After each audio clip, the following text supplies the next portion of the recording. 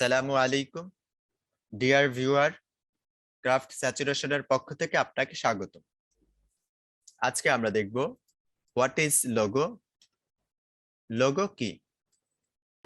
Logo is a graphic mark, emblem or symbol used to aid and promote public identification and recognition. Logo হলো একটি graphic চিহ্ন বা emblem অর্থাৎ প্রতীক অথবা symbol, যেটা পাবলিক আইডেন্টিফিকেশন অ্যান্ড রিকগনিশনের জন্য ব্যবহার করা হয়। What does logo do? Logo কি করে? Logo makes a great impression which invites customers to interact with your brand. Logo একটি গ্রেট ইমপ্রেশন তৈরি করে যা কাস্টমারদের আপনার ব্র্যান্ডের সাথে যোগাযোগ করতে ইনভাইট করে। Helps you to create a brand identity. একটি ব্র্যান্ড আইডেন্টিটি ক্রিয়েট করতে আপনাকে সাহায্য করে। ব্র্যান্ড আইডেন্টিটি হিসেবে আমরা জানি লোগো রয়েছে, কালার রয়েছে, তারপরে টাইপোগ্রাফি থাকে, এরকম অনেকগুলো বিষয় আছে যেগুলো ব্র্যান্ড আইডেন্টিটি। তো তার মধ্যে লোগো হলো একটি, কারণ এটি একটি ব্র্যান্ডের পরিচয় বহন করে। এটি আপনার কোম্পানিকে একটি সিম্বল দিবে যার মাধ্যমে people can better remember you. লোকেরা আপনাকে আরো সহজে বা ভালোভাবে আপনাকে ব্র্যান্ডকে অথবা আপনার কোম্পানিকে মনে রাখতে পারে। লোগো আপনার ব্যবসার যে কি ইনফরমেশন এটি আইডেন্টিফাই করে।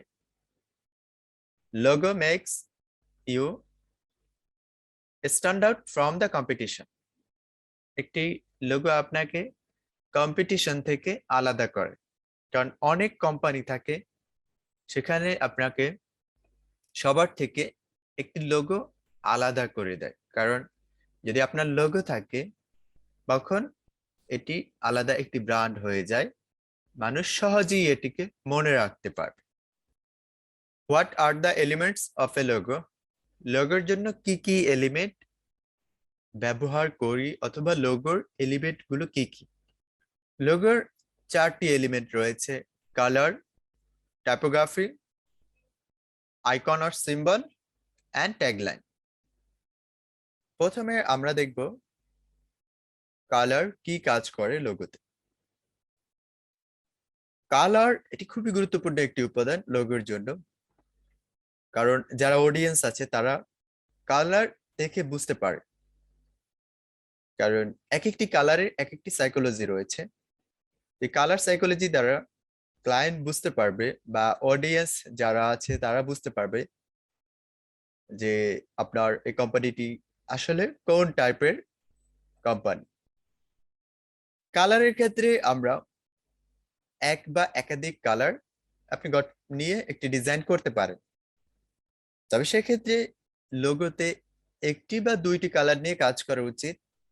আপনি চাইলে 3টি কালারও দিতে পারেন, এর থেকে বেশি কালার না ইউজ করাই বেটার। এরপরে টাইপোগ্রাফি। টাইপোগ্রাফি আমরা সহজে বুঝতে পারি, এটি ফন্ট বা টেক্সট যেটি রয়েছে সেটাকে আমরা টাইপোগ্রাফি বলে থাকি। তো একটি টেক্সটকে আপনি কিভাবে লোগোতে দেখতে চান বা কিভাবে আপনি সাজাতে চান ডিজাইনে, এটা কি আসলে টাইপোগ্রাফি বলা হয়। এরপরে আইকন অর সিম্বল। লোগো ডিজাইনে আইকন বা সিম্বল খুবই গুরুত্বপূর্ণ একটি পার্ট, কারণ বেশিরভাগ লোগোর ক্ষেত্রেই আইকন বা সিম্বল ইউজ করা হয়ে থাকে। এটা প্রতীকী অর্থে দেওয়া হয় যে আপনার কোম্পানি বা আপনার সার্ভিসটি কোন রিলেটেড। ট্যাগলাইন সাধারণত একটি বাক্য বা ক্যাচ ফ্রেজ নিয়ে গঠিত হয়, যেখানে সহজে কোম্পানির